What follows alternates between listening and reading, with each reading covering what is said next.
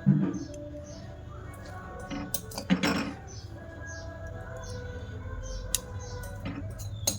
বন্ধুরা, আজকে আবার অন্যদিনের মতো নতুন একটা রেসিপি নিয়ে এসেছি। আজকে রেসিপি হচ্ছে কাঁচা লঙ্কার আচার। তো এখন তো কাঁচা লঙ্কা অ্যাভেলেবেল পাওয়া যায়, তো ভাবলাম একটু কাঁচা লঙ্কার আচার বানিয়ে রেখে দিই। আর এই কাঁচা লঙ্কাটা কিন্তু রুটি, পরোটা, গরম ভাতের সঙ্গে খেতে কিন্তু দুর্দান্ত লাগে। তোমরা এক হলে বাড়িতে ট্রাই করতে পারো।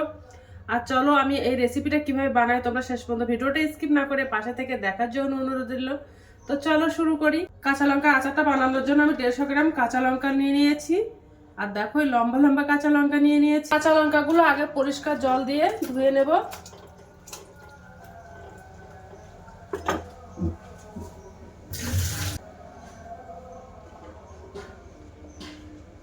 কাঁচা লঙ্কাগুলো মাঝখান থেকে কেটে নেব। তো প্রথমে দেখো আমি বোটাগুলো ছাড়িয়ে নিয়েছি, এবার মাঝখান থেকে কাঁচি দিয়ে কেটে নেব।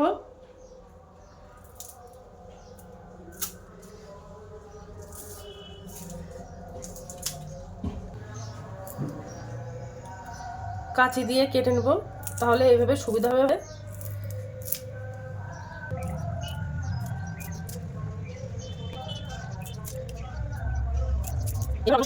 লঙ্কাগুলো দেখো সব মাঝখান থেকে সব কেটে নিয়েছি। এবার আমি একটা গামলা বাটিতে তুলে নেব লঙ্কাগুলো। এবার লঙ্কার মধ্যে আমি হাফ চামচ লবণ দিয়ে দেব আর 5 চামচ ভিনেগার দিয়ে দেব।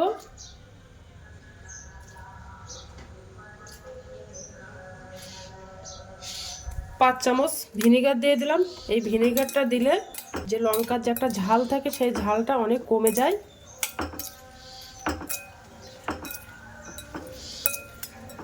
তো 30 মিনিটের জন্য ভিনেগার দিয়ে ভিজিয়ে রাখবো।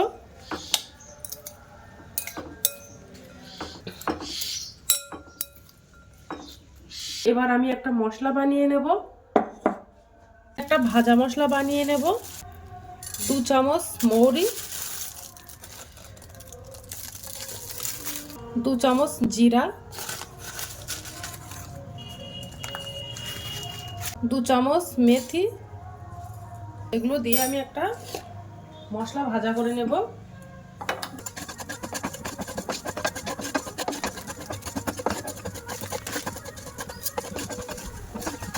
মশলাটা ভাজা করা হয়ে গেছে, এবার আমি গ্যাসটা অফ করে দেব। এবার ঠান্ডা করে মশলাটা কুটে নেব। মশলাটা ঠান্ডা হয়ে গেছে, এবার আমি হামানদিস্তাতে ফেলে কুটে নেব।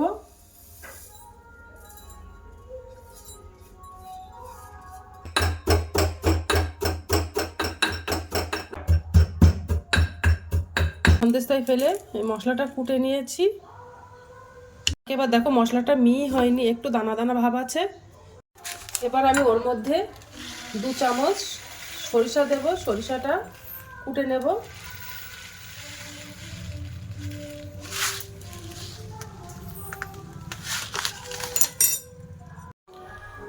তো দেখো সরিষাটাও কুটে নিয়েছি, আর এই সরিষাটা আমি ভাজা করে নিইনি, কাঁচা সরিষা দিয়েছি। তো 30 মিনিট হয়ে গেছে, ভিনিগার আর লবণ দিয়ে ভিজিয়ে রেখেছিলাম। এবার আমি ভিনিগার থেকে এই লঙ্কাগুলো তুলে নেব।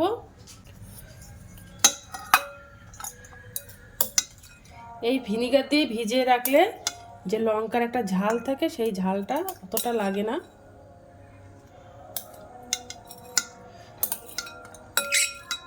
এবার এগুলো ফেলে দেব। এবার লঙ্কাগুলো ঢেলে দিলাম আবার বাটিতে। এবার আমি ওর মধ্যে হাফ চামচ কালো জিরা দিয়ে দেব। শুকনো লঙ্কা দেব হাফ চামচেরও কম, হাফ চামচের কম একটু হলুদ গুঁড়ো দিয়ে দেব। আর যে ভাজা মশলাটা গুঁড়ো করে রেখেছিলাম ওই গুঁড়োটা দিয়ে দেব। দিয়ে একটু মিশিয়ে নেব ভালো করে।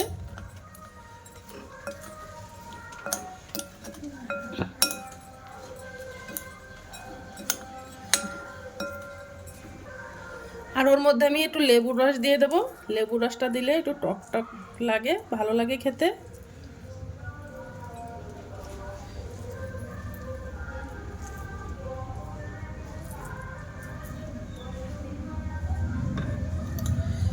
দিয়ে ভালো করে মিশিয়ে নেব।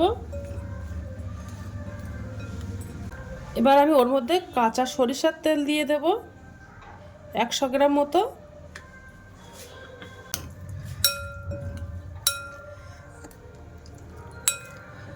দেখো কতটা লোভনীয় হয়েছে কাঁচা লঙ্কার আচারটা।